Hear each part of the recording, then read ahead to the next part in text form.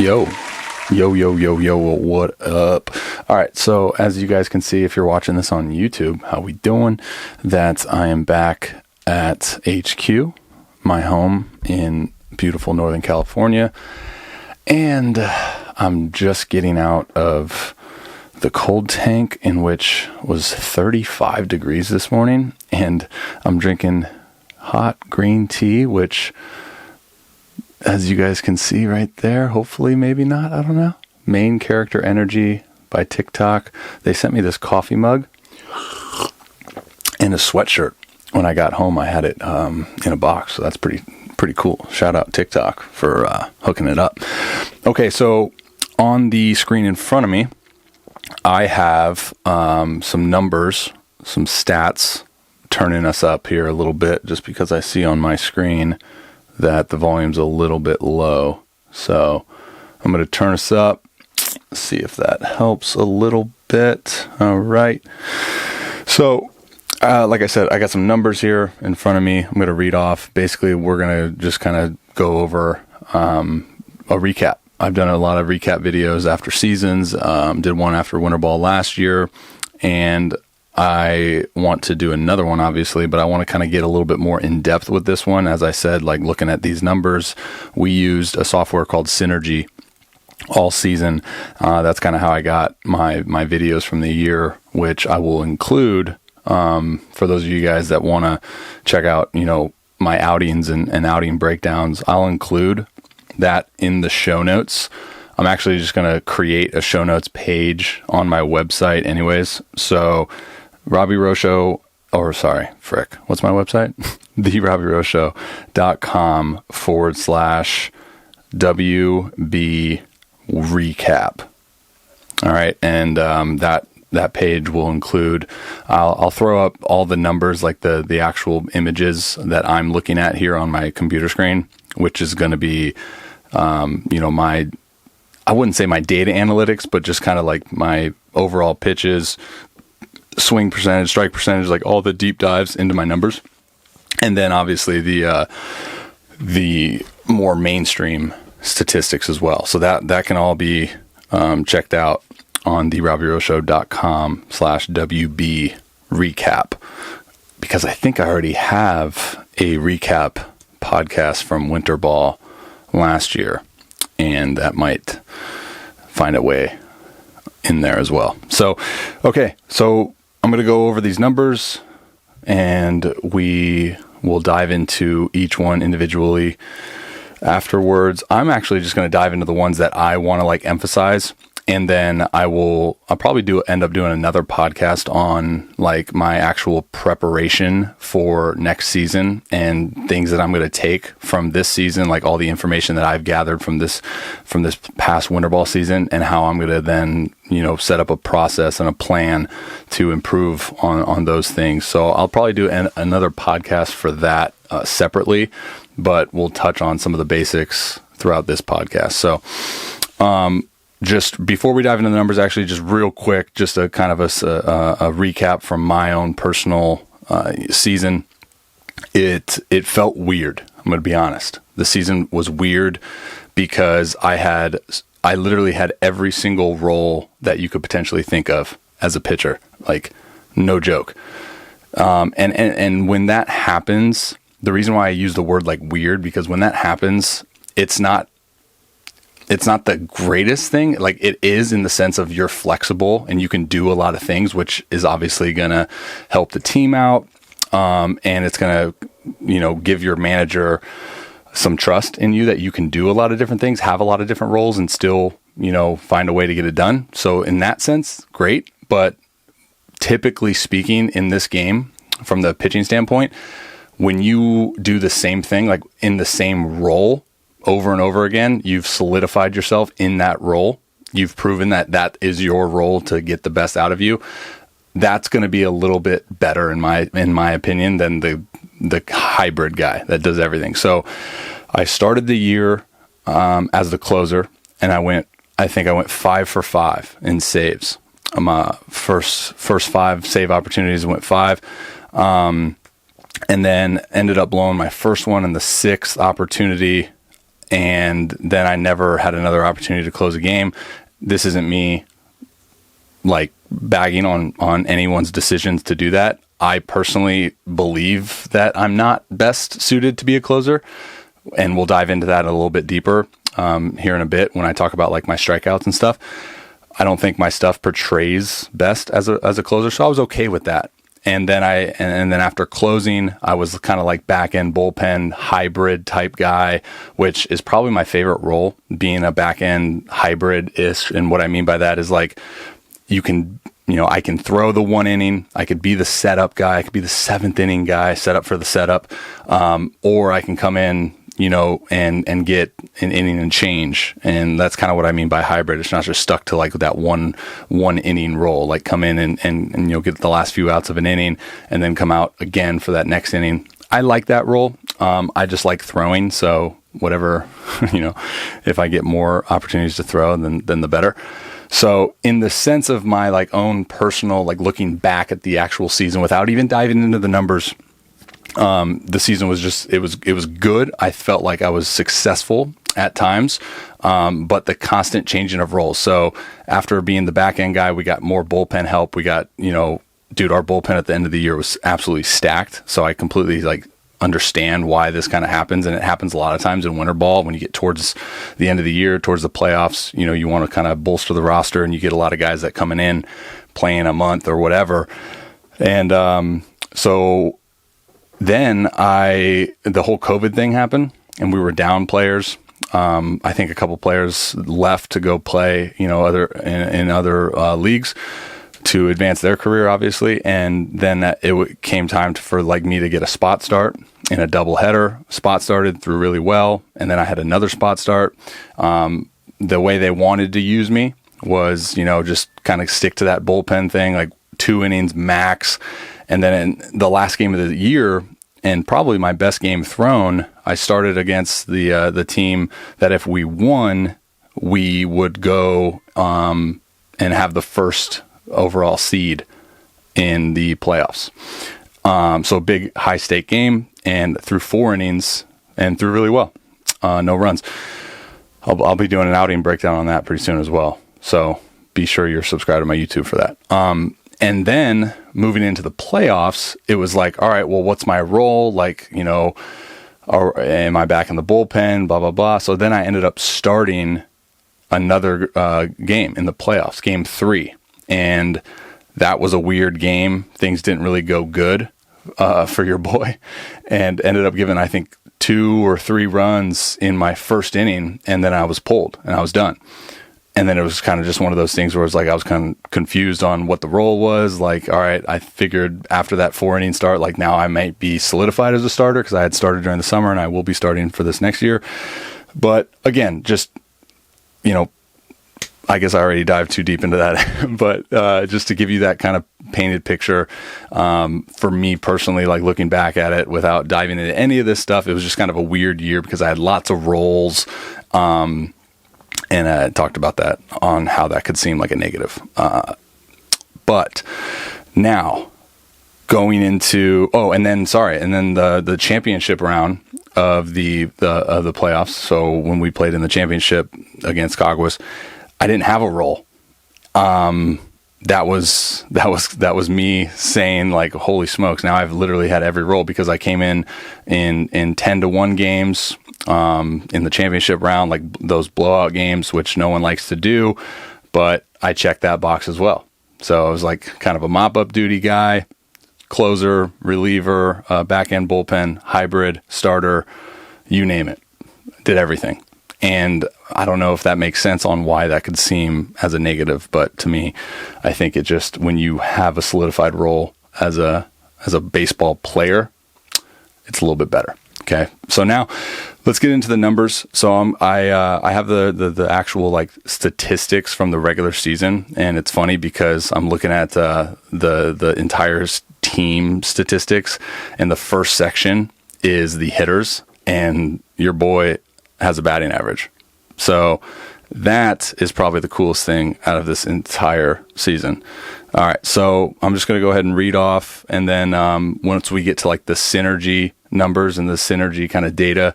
We'll dive a little bit deeper into my personal take on that. So regular season 2.57 ERA, which I think ERA is just one of the worst stats ever. 0-3. Wow. I take that back. The win-loss record is one of the worst stats ever. 15 games, which was second on our team. 3 games started, 0 CGs, 0 shutouts, 5 saves, 21 innings, 15 hits, 11 runs, 6 earned runs, no homers, no hit batsmen, 9 walks, 16 Ks, no errors. So right off the bat, you kind of read those numbers and be like, oh, that's a pretty good season. Nothing really to be too upset about. Obviously the 0-3, like the win-loss, I could care less. It'd be great to have more wins than losses because of the team perspective on that. But I don't think that's a stat that says a whole lot on how the individual, performed during the season. The 15 games being second on the team is a huge stat for me, because as a bullpen guy, I want to be in as many games as possible. You guys know me, or maybe you don't, but for those of you guys that do, you know that I love to throw, and I pride myself on the ability to influence a game multiple times a week. I love throwing. I think there was only one occasion in which I threw back to back to back this year. And that's something that I think can set me apart in the big picture, is my ability to throw a lot and to be in there a lot. So 15 games, although it was second on the team, I think, that was something if I didn't have to start some of those games, that number could have been higher. The 3 games started, as I mentioned, it was, so this is regular season stats. So it ended up at the end of the year being 4 games started with that playoff start, which I wouldn't even say it was a start because it went 1 inning. 3 games started, which is cool, is what it is. No CGs, no shutouts, obviously. The 5 saves, as I mentioned earlier, I think I led the league in saves for like the first 6 to 7 weeks of the season. I know that because the league posted all those Instagram posts that had me on the lead.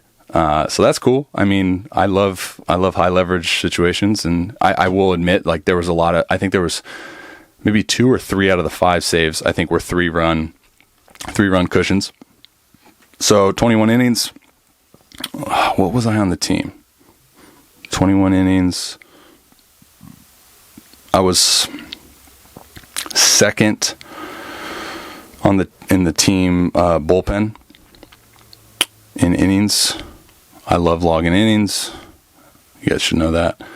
15 hits. So this is where we can get a little bit detailed in terms of like where I see this as a kind of a negative is 21 innings pitched and you have 15 hits and you have 9 walks. All right. So I put a lot of emphasis into like whip. And anytime I see the 15 hits, the 9 walks, added to 24 in 21 innings, not the best. I am a perfectionist, though, something I'm trying to improve on. And there was also some instances where, like, 6 earned runs. I know every pitcher is probably going to say this, but there were some instances where, like, those runs, they're Bush League. Like, I just did an outing breakdown on one of those occasions where it's like, frick, man, that shouldn't have been a run. And when you're a bullpen guy, especially in Winterball, where you're not getting a whole lot of reps, it's like every single earned run just matters so much, man. Like, there was multiple occasions in which I had that 1 inning, got 2 quick outs, and then like all of a sudden a bloop, and then like a double, and it was like, well, I have a 9 earning on the day. Frick. Well, what are you going to do? Now, going into the walks, this was actually an emphasis, and I spoke on this in a previous podcast where we talked about like Winterball prep. So when I got home from the regular season last year, an emphasis that I wanted to put into practice was the ability to be like effectively wild in hopes to just be more uncomfortable, to entice more swing and misses and so on and so forth.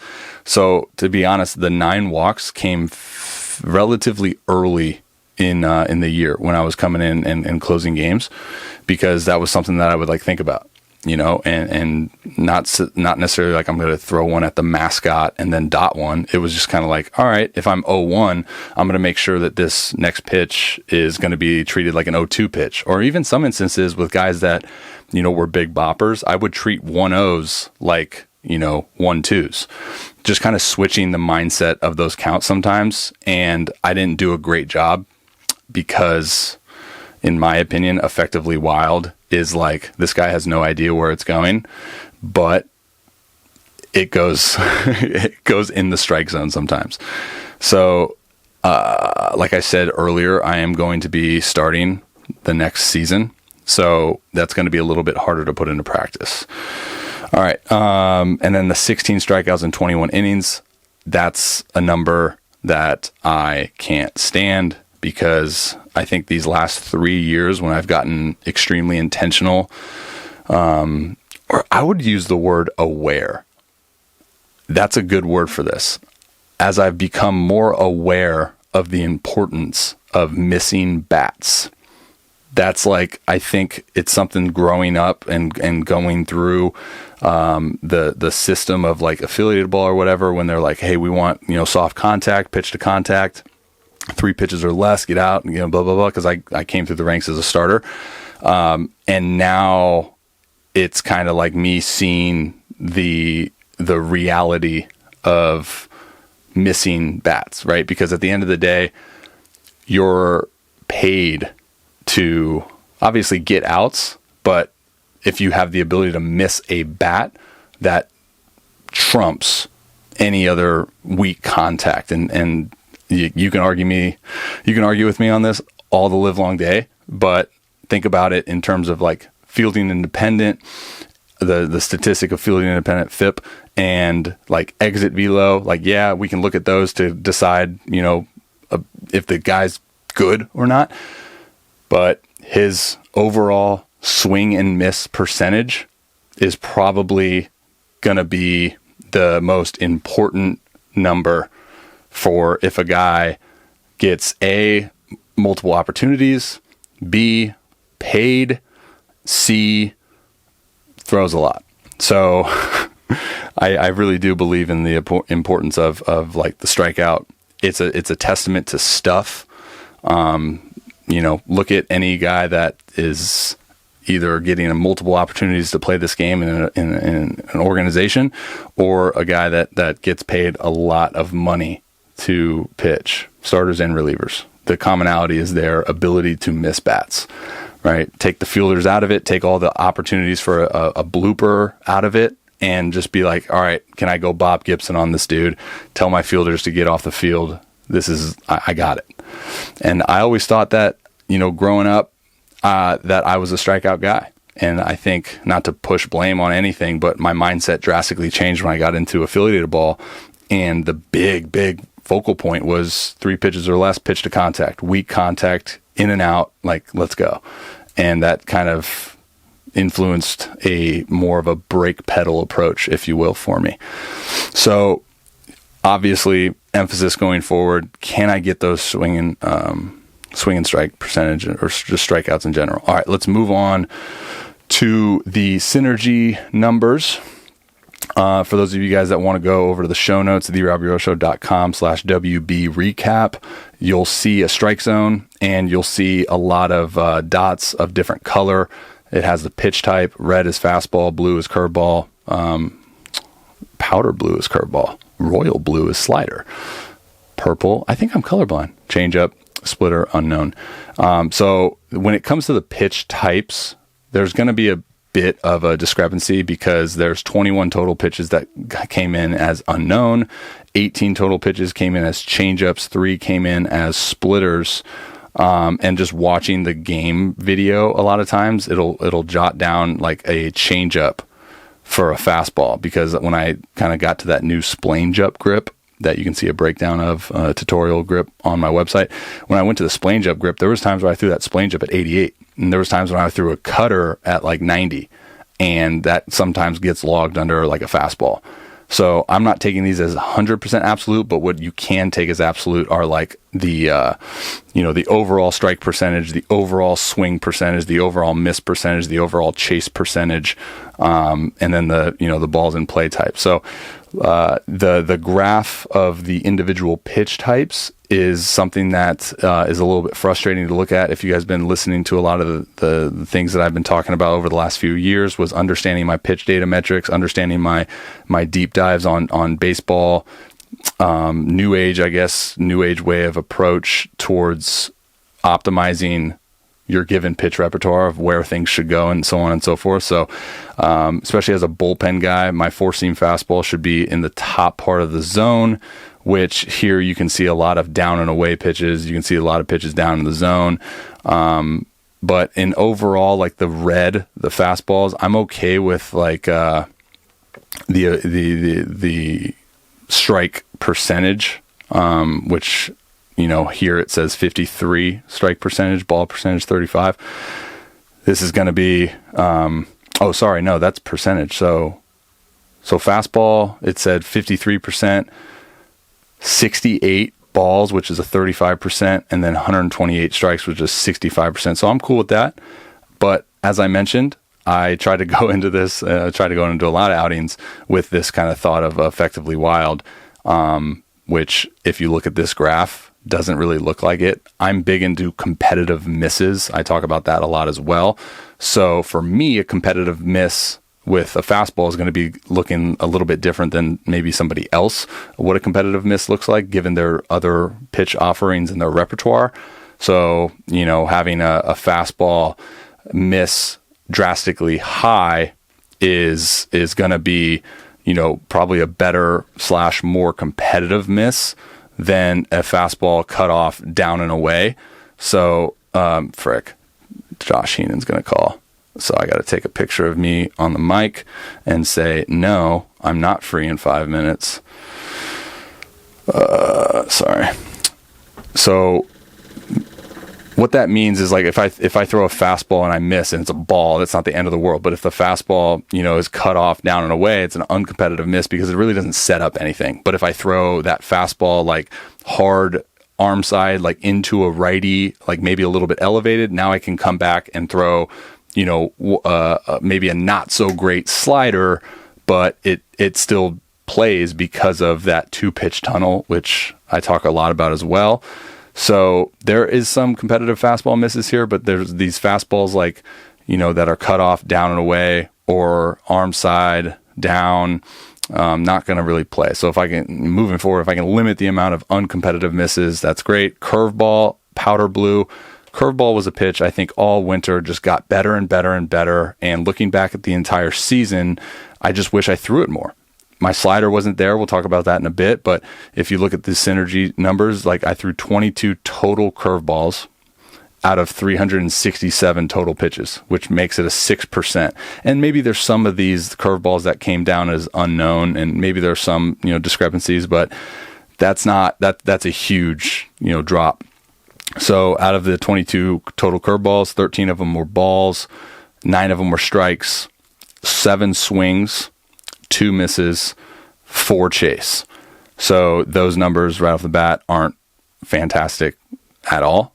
But for some reason, I really do believe that curveball can be a real difference maker for me. So now moving on to the slider for me as a bullpen guy is going to be, I've said this multiple times, the swing and miss pitch. That's going to be the pitch that I believe when right, that's broad statement, right? Can be the pitch that gets me the most swing and misses or weak contact. There was a problem that I had dating back to the Winterball prep. I talked about this as well, that for some reason I was getting the metrics that I wanted in terms of horizontal vertical break, the spin efficiency, the total spin, the spin axis. There was a lot of the tilt, like those metrics were good, but I, for some reason, could not throw it like over 82. And I think something that set me apart last Winterball season, coming out of the pen, was that my slider was like 85, 86, same metrics, got a lot of swing and misses. I would love to pull up my synergy numbers from last year, but I don't believe we had that because the slider for me last year was really, really good, a lot better than it was this year. I just couldn't distinguish. There was multiple times in the season where I kind of switched something up. I went into the season with my slider hybrid of a cutter grip that you can check out on my website as well under pitch grip breakdowns. But it wasn't hard. 82. It was early break. Hate that. It was early, predictable, loopy. Wasn't bullet. It wasn't a gyro, which that's something that I really wanted. So total sliders thrown 107, 29%, 38 balls. And 69 strikes, so my strike percentage was fairly good.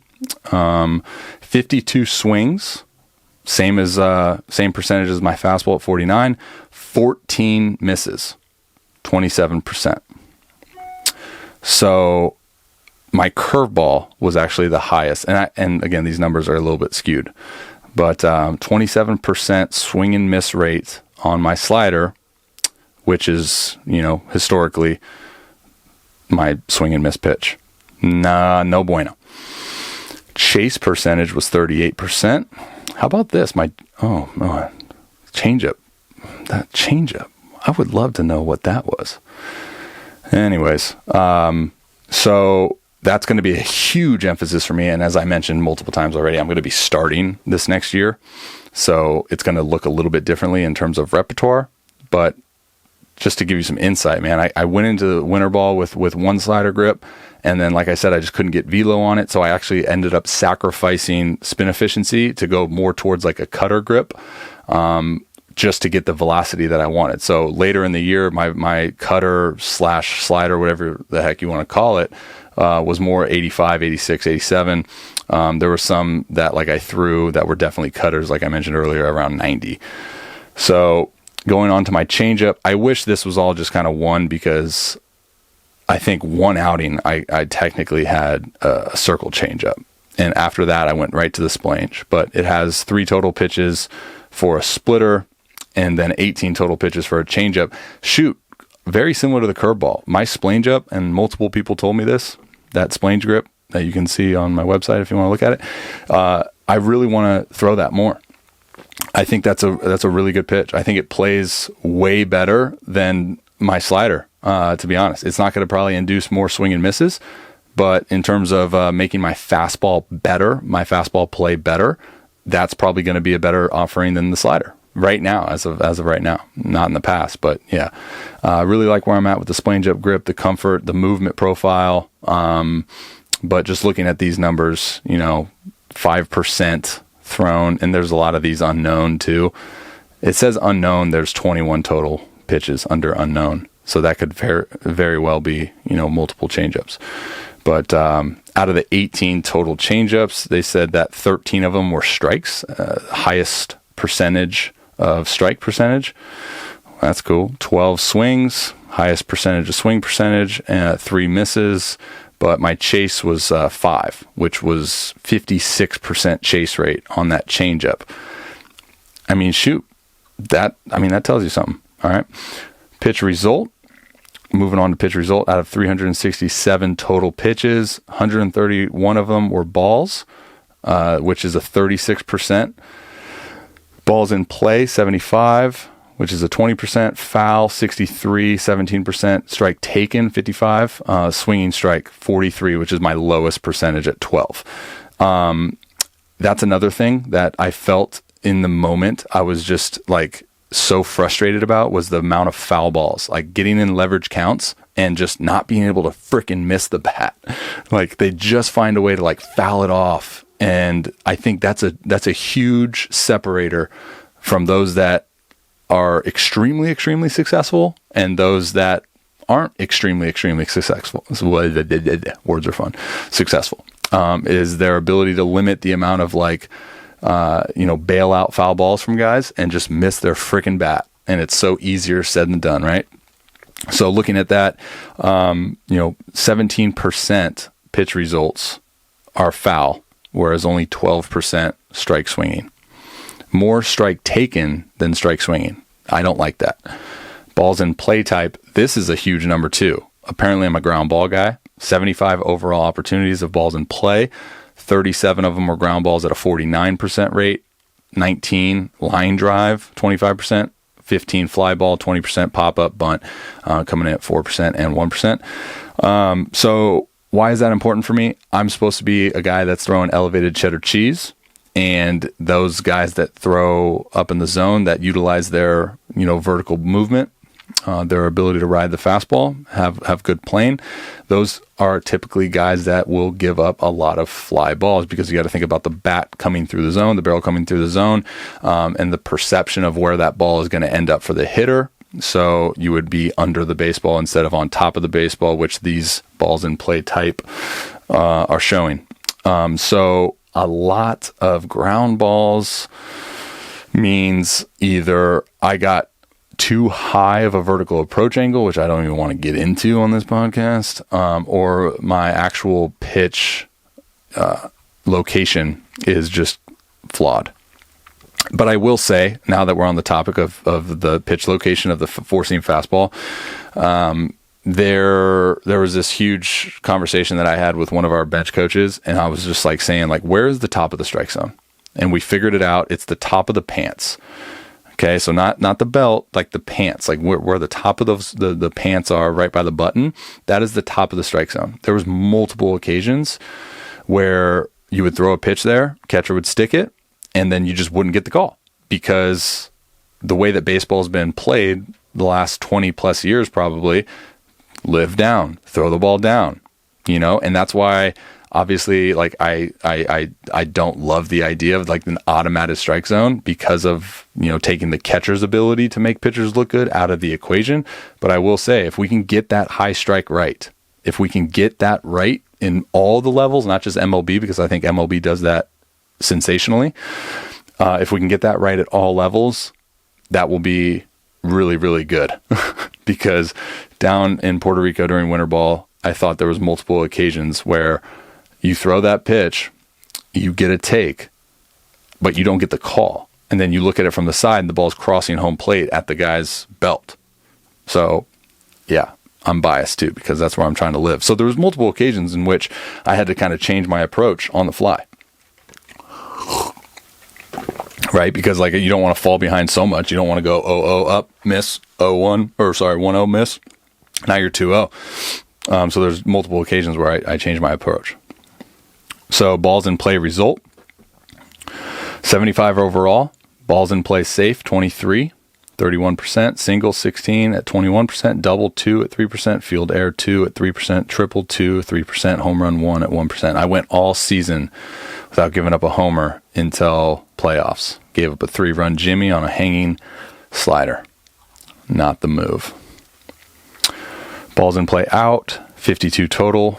Out 46 at 61% double play, 2 at 3% fielder's choice, 2 at 3% sacrifice bunt, 1% sacrifice fly, 1%. So now we can look at non-balls in play result. Overall, 26 opportunities.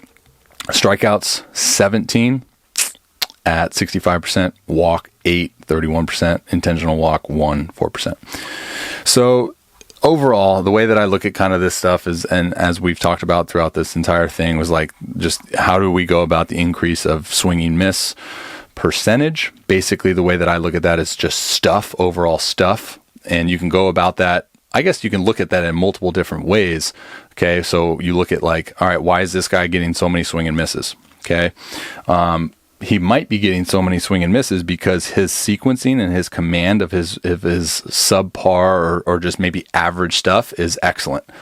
There was a couple guys that we faced throughout the year, and I'm sure those listening to this, there's guys that that don't have great stuff per se, right? But they find a way to get punchies. So they understand their strengths and weaknesses, and they pitch to that. They understand the hitter's weaknesses and strengths, they can pitch to that. They have an ability to control multiple pitches in the zone, out of the zone, strike, ball, ball, strike.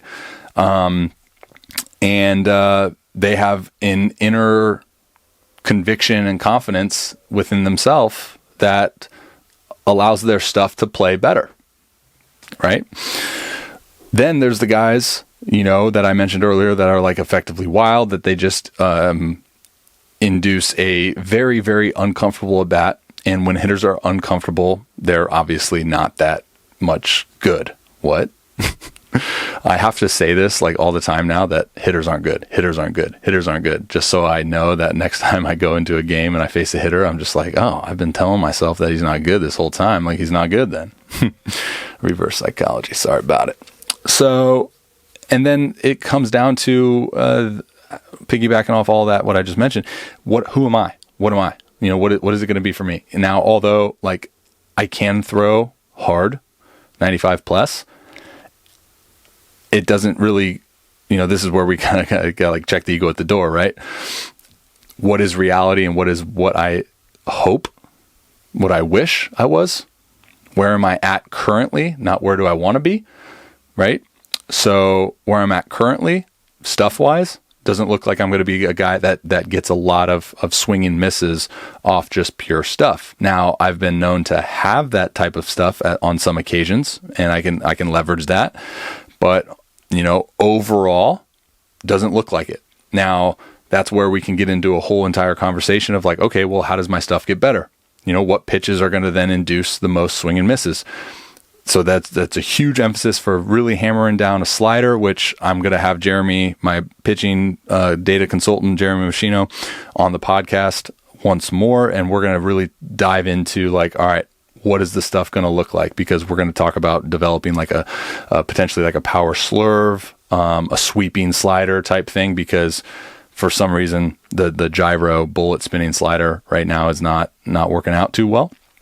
So where am I at currently? I think if I do a better job of truly understanding where my stuff plays the best at and sticking to that, because like it's two entirely separate things, right? There's understanding and identifying where my stuff is playing best at, and then there's, all right, well, can I execute it? Two drastically different things, right? Because here's the thing. I've identified this based on, you know, all of the training I've done over the past 2 years with, you know, technology, data, numbers, like all of these things, even just having a civil conversation with like an opposing hitter. And that was a cool opportunity for me in the year as well, was that, you know, when a team gets eliminated from playoffs, we pick players from that team to join like our team, and there's like kind of a new draft every round, and it's cool to like have conversations with those guys that you face throughout the course of the year and be like, all right, what do you got on me, dude? Like what plays best, what's hard to hit, what's something that you were like, whoa, that's good. Because then you can get that feedback too. You can get that tactile feedback that maybe sometimes, you know, data won't tell you. But you know, I've been sitting here. No, it was on the plane ride back. I was watching, because I have every single pitch that I threw in Winterball, and I was watching every single pitch, all 367 total pitches that I threw in Winterball this past year. I was watching them, and the biggest thing that jumps out is like, man, when I'm belt or higher with my fastball, I don't get hit. Like, yeah, maybe some foul balls or maybe some balls fouled straight back that you're like, ooh, he was just on that. But like, not once did I give up. Okay, there was one. Now that I think about it, there was a double. I think aside from that, every fastball that I threw from, say, like upper thigh, you know, above, was not a barrel. I really wish like this synergy thing could have exit velo, because that's probably my favorite number, exit velo. And I felt like there, you know, again, I'm biased, so I see it through a totally different lens than what it actually is. But that's my biggest number, exit velo. And if I had that and it was below like 90, we're cooking. So yeah, going back to all 367 pitches, just watching them, and I'll do more clippings of stuff and put it on the show notes of the podcast, therobbyrowshow.com/WB recap. But I'll have like all my fastballs, curveballs, sliders, splane chips, those highlights, and you guys can even see it for yourself. Like, let me know what you think. Shoot me an email, therobbyrowshow.com/ask if there's any questions. If you're watching this on YouTube, ATP Beanie, big announcement. We got a discount code now for Advanced Therapy Performance Gear. Shirts that say stop running pulls, enjoy long toss, deadlift, all those reverse lunge, like Miami Vice shirts, now I can get you a discount. Use code Robby on buyatp.com. I will include that. Oh, no, sorry. It's buyatpgear.com. And it's code Robby. That's all I got for you guys. Hope you enjoyed.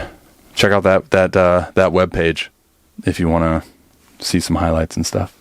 And once again, shout out TikTok for this coffee mug now that my green tea's cold. Don't forget to check out episode 5 of the Winterball vlog, because it's 2 hours and change. But at the end of it, I get to hit in a game. And it was freaking dope. Go check it out. All right, guys, much love. God bless. Until next time, like I said, I want to do another podcast talking about like the season, the preparation for the season. I'm actually not going to be throwing probably until either Monday, and then we'll go from there. But we'll sit down, talk about everything, what I want to get better at, how I'm going to go about that process. And I will include all of these numbers and stuff on the webpage. All right, guys. Love you. Adios.